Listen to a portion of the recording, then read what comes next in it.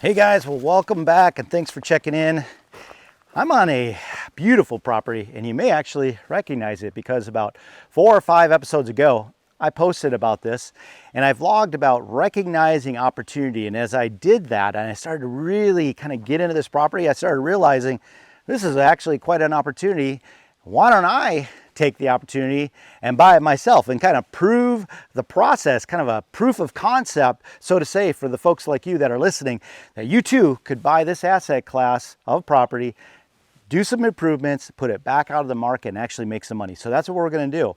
I'm going to walk you through this process. I'm going to tell you a little bit about the history of how I got this deal, ways that you can find them yourself. I'm going to show you the process and eventually I hope I sell this for a profit. And all along, I'm going to show you the process. I'm going to talk real numbers and I'm going to just do a deep dive in this and you're going to learn what I'm learning as I do it.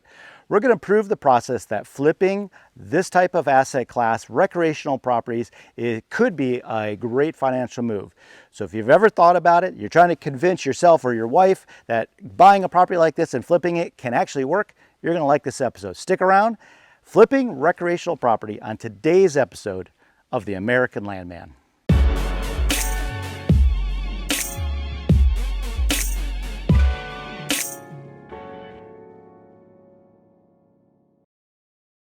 Okay, well, let's start at the beginning. How did I even find this property? Well, this is actually an interesting story. It just started off with a basic phone call, actually a tip from one of the other agents at Whitetail Properties that said, hey, I ran into somebody, I think it was at a bar or someplace, and they were talking about they had some property to sell, and so this is my area, and kudos to my buddy Chris Polfus of Whitetail Properties. He called me up and said, hey, I got a lead for you. So I followed up on it.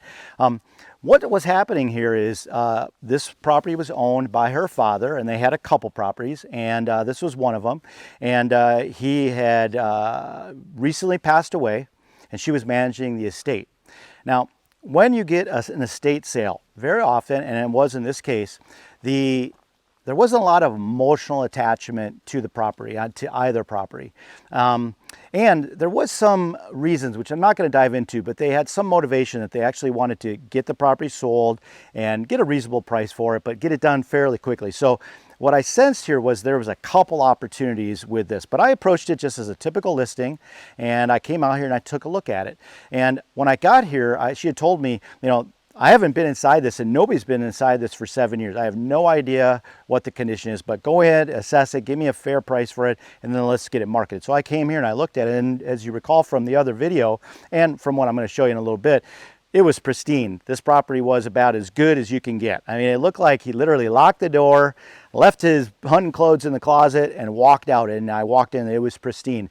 And that goes for the whole property. It was really, really nice. Well, I assessed this as I always do, and I went through my process looking at all of the tools that I have to kind of come up with a price, and I came back to her with my analysis and kind of how I might market it. So on the low end, I told her, you know, if we price it at the low end, maybe around say 240, 235, 240, I'll probably sell this and I'll get an offer within 30 days. I'll have it closed 60 days after that. So I would say, you know, within 90 days, I'll have this deal done. Or I could price it at this price, which is at the top end of the market, still desirable for a lot of reasons. But if I price it up here, maybe in the 350 range, I'll sell it, but it'll take 6-8 months to sell it, but you'll get a lot more money for it. And she said right out of the gate, really quick, I'd take the lower one. I'll take the first option. I said, oh, okay. Well, do you mind if I ask you, you know, what's going on? She says, look, I just need to get a fair price for it. I kind of need the cash to help my parents with their health issues. And I just need to move it fast. I said, well, if you're interested in selling it fast, I might be your buyer. I might be interested in it, but I want to let you know on the front end, my purpose of buying this will be to maybe split it up, definitely clean it up, and flip it and sell it for the higher price number that I told you about. And the seller said, you know what, I'm fine with that. We talked about that a couple times during the process, but I kept reminding her because I knew there was some pressure on her. There was a lot of emotional things going on. I just, frankly, I didn't want to take advantage of her. I wanted her to feel good about the sale if she truly wanted to do it. But through the course of my due diligence, doing my inspections and looking into the things that you normally look into, I kept reminding her, look, if you don't want to do this with me, I understand. I'll put it on the market. She said, nope, I'm happy. I like you. I want to sell it to you, which we ended up doing, and we closed on this last week Friday, which from when you watch this might be, we're going to call it early July. So after the due diligence phase, I ended up buying the property. I am now the proud owner of this. So I am in the process of trying to remarket this, and that's what I want to talk about, because the process of doing this and recognizing these opportunities and then actually getting it sold can be kind of complicated, but really it's not that much. There's a certain process that we've talked about on this vlog, and that's what I'm applying to this sale. And hopefully all along the way, I'm going to talk about the real numbers that I bought it for, the improvements, what they cost me, including marketing, and then the actual sale price. And hopefully I'll be handing the keys to maybe one of you guys very soon. So let's talk about that. Okay, so I did a market analysis on this, and what I found was there was quite a range as usual, but this is a very unique property for a couple things. And these are the processes we've talked about and you can apply to your purchase when you do this. Number one, demographic growth corridors and geographic travel corridors. So what do I mean by that? Well, let's start off with the geographic travel corridors. If you look at the MapRight map and you pull back on this property, you'll see that I've got Cumberland, Wisconsin to the east of me, and I've got Minneapolis, St. Paul to the south and west. There are 2 or 3 easy routes to get here, but the main one is Highway 35 coming up western Wisconsin to Luck, Wisconsin. You get on Highway 48 and you come across to the property. When you do that demographic travel corridor and you look at that and you analyze it, you realize that you're within probably an hour and 10 minutes to maybe an hour and 30 minutes from a lot of people. That is so key. People want that hour and a half zone. They like it feels like they're getting far enough away from home, but not too far. They can't drop the suit and get up here really quick. So those demographic travel corridors are really important. The growth rings that are emphasized or influenced, I should say, from Minneapolis are reaching this way. We're in lake country, we're in recreational country, and there's a lot of people from Minneapolis, St. Paul, which is the major market influencer in my area. It might be different where you're at, but that's affecting us here. A lot of folks have lake places, it's just an area they like to come to, and it's easy to get to. So the geographic and demographic growth and travel is moving this way. It just made sense. So once I got here, that the approach was so important. I'm going to say about 2 miles north or less of Highway 48, far enough to be off it that I don't hear any road traffic. I hear nothing but nature, but it's close enough. I zip off the concrete, I get here, I make one turn, I'm on a gravel road, it's hardly traveled, and everything slows down. That's key, easy to get to. And when you drive up, you're looking at that. I haven't cleaned it up here, but immediately when I saw this, I looked at this and said, you know what, all this needs is a little cosmetic cleanup. I'm going to mow the lawn, I'm going to leaf blow all these dead leaves, I'm going to go inside, I'm going to clean it up, and there really wasn't much to do. And that's kind of what you look for in these properties. You want to find something that might need a little bit of TLC, not a whole lot of work, but enough work that the owners are motivated to not want to do it, because immediately that goes in your favor on your offer. So I ended up making an offer on this. We negotiated back and forth. I ended up buying it for $235,000. I think that by the time I sell this, I can get somewhere, I'm going to say $300,000 is my target to my list price, which I have it at $319,900. If I can get $300,000, I'm within my target range, which is about 7% or better from my asking price. So $300,000 is my target. I hope to get more. I also look at the amount of money that I'm going to put in here. I came here with a contractor and I had him take a look at the driveway here. I looked at the parcels that I'm going to split off, and we're going to get to that, and some culverts and the infrastructure. And I got a bid for 2 culverts, 2 other entry points at $5,000. It's simply a culvert that you need to put in, bring in the gravel, and get the permits from the town. Now, the town, I ended up calling them and I wanted to find out, what do you require in here? And I found out that McKinley Township is actually pretty liberal. There wasn't a lot of permitting to do, so I was really lucky there. Another key aspect of this and why I knew it was an opportunity is the infrastructure. Right on the road here, we have electric, and there was also high-speed internet brought in here on one side of the property. The east side of the property does not have it, but it does have electric. At least I haven't found out that it does. At this point, I believe it does not. So infrastructure is really key. If you can get internet and electric on a property, folks can come here and they can vacation for the weekend and work out of here. The cabin itself does not have a well and it does not have a septic. So that can hurt you a little bit. I'm gonna get a bid for that. So when I market it to my next guy, I'm gonna say, here it is. I think you can buy this for 300 to 320. You put another 20,000 or less into it. Here's the bids. And you can really have a 4-season cabin. That's really key because not a lot of ladies like to use the outhouse, which is behind the cabin here. But the guys and the fellas, you know, maybe we don't mind. It is a clean outhouse, but it's something, you know, if you have flush toilets and a shower, it'd be key. So just with a few dollars to upgrade this, and I may actually do it myself, and if I do, I'll bump my price up. I can sell this and it's very usable, but even as is, I don't need to do that. My goal here is I'm gonna come in here, I'm gonna clean up the grounds, I'm going to sell it and basically in pristine condition. I actually have a gentleman coming out here today. There's a lot of personal items. He just left them in here, as you'll see. And I am going to donate them to Angel Hands. It's just a local consignment shop. So they're actually going to come here and they're going to unload a lot of the stuff and move the things out here. So not a lot of cleanup, great condition, infrastructure was right here. Okay, so the next thing, let's talk about the land. When I went through the land here, I noticed a couple things that are key right away. Number two, there's a lot of access here. And if you look at the MapRight map again, you'll notice that there's actually 5 PID parcels. There's a 20 that I'm sitting on, and there's 4 10-acre parcels. And every one of them around the edge of the property touch a road. So if I wanted to subdivide this property, I could very easily by just selling each PID number, property identification number.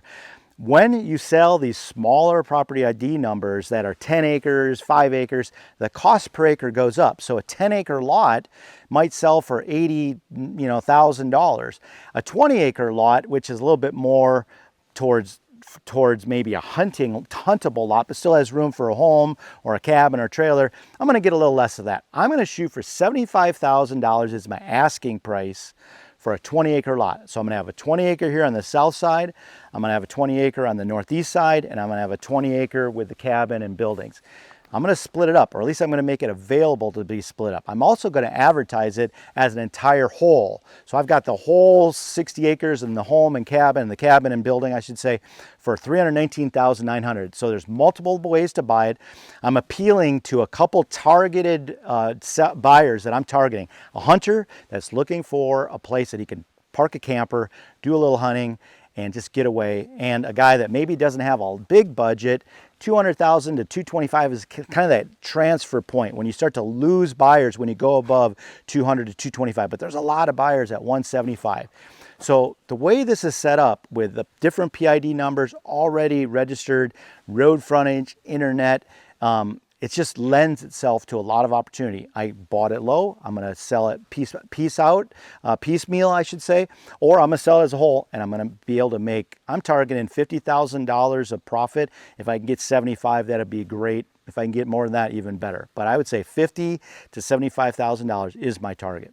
So let's get into the land. Well, the land is in the MFL Close program. And if you're not familiar with that, you probably have something similar to that in your state. But here in Wisconsin, the MFL program is a tax reduction program. And if I just kind of boil it down, what it is the DNR gets involved.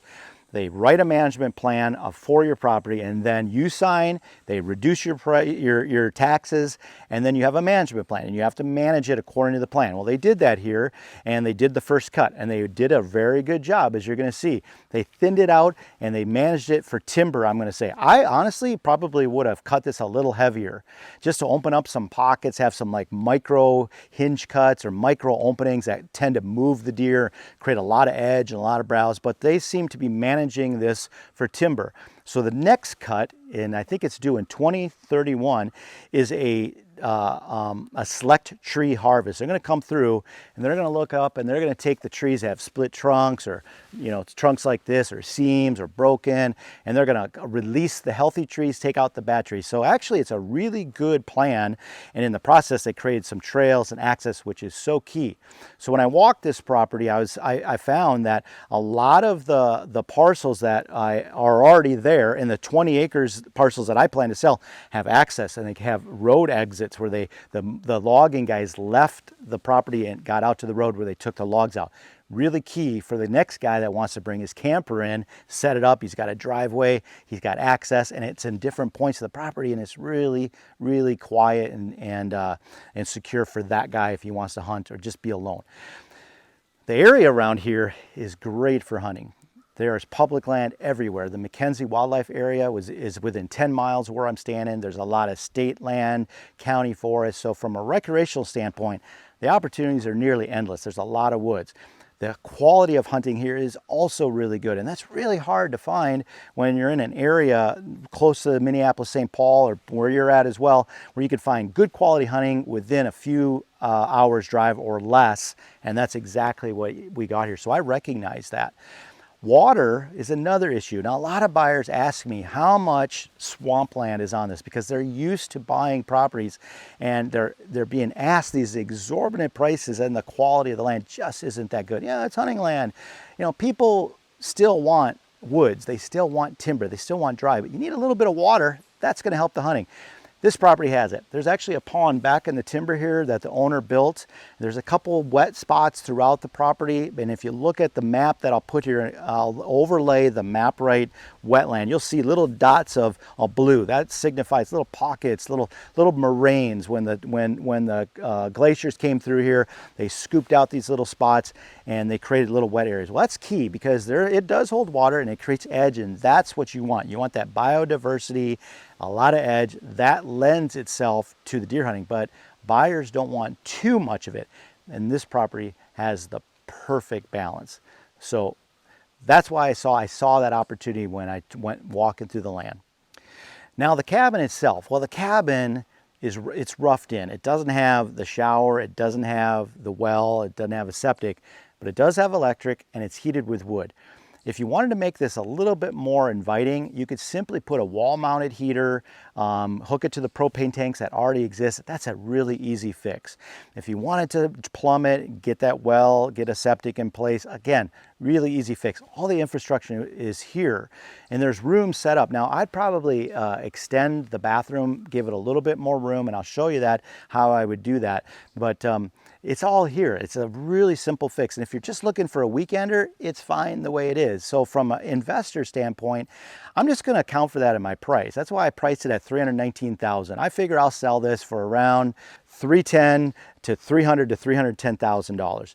And that's going to be a fair price for me. I'll come in and probably around 5% of my asking. That's a reasonable expectation. The next guy though, he could come in here and he could do the rest of the work, and he's got a beautiful 4-season cabin or a home with a beautiful pole barn, and that is money, folks. When people see the vision, you get it in front of them, and they see what little it will take to just take this to the final push.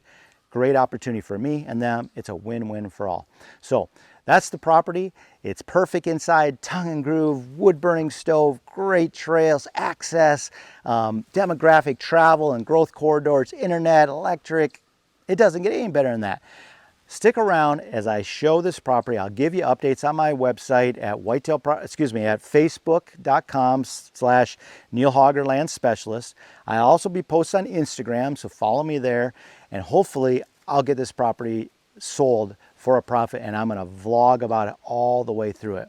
I hope you found that interesting. You're looking forward to selling this property like I am, and maybe you can find an opportunity like this. They're out there, folks. You just got to ask. You got to keep your ears open, look for them, and be ready to jump on it when it shows up, just like I did. I hope you found that interesting, folks. Hey, I'd like to be your guy in the land business. If you wouldn't mind, please hit that like button. It helps me spread the word about these videos. Share it if you wouldn't mind, and if you haven't already done, subscribe. I'm going to go inside. We're going to get to cleaning this place up. As always, I appreciate you watching. I'm Neil Hauger. I'm a land specialist with Whitetail Properties Real Estate here in Northeast Polk County. We're doing a flip. I hope you liked the video. You're watching The American Landman.